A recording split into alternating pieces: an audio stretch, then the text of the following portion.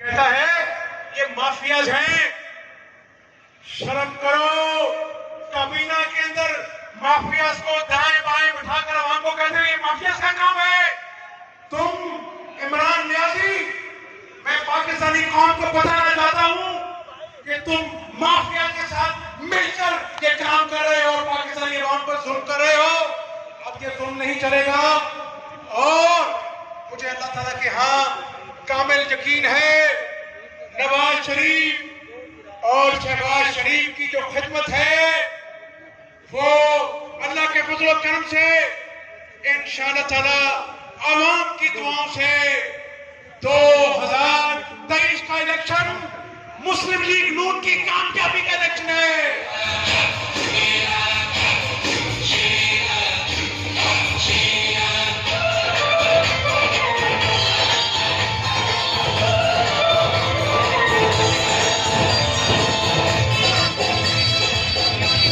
اور ایک بات